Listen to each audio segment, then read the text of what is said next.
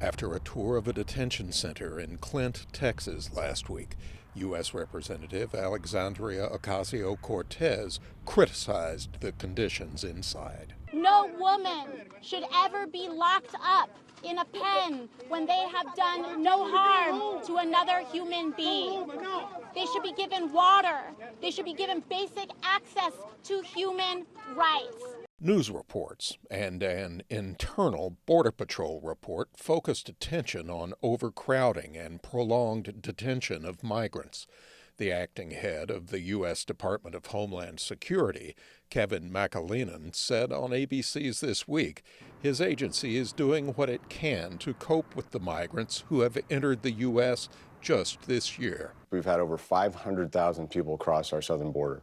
The predominant crossings are made by family units, unaccompanied children, and then single adults. McAleenan said reports of unsanitary conditions and inadequate food and water were unsubstantiated.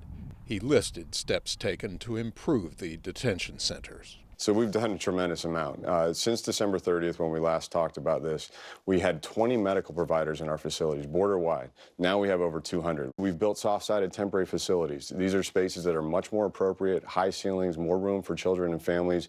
I mean, what I saw was a number of people at 14, up to 14 in one area, sleeping on the floors.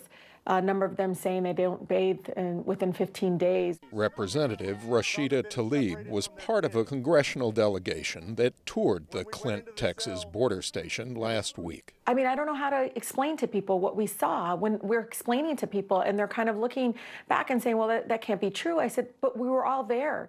Congress recently approved the release of $4.6 billion in emergency funds. Much of it meant to improve conditions for migrant children and families in border detention facilities. Marcus Harton, VOA News, Washington.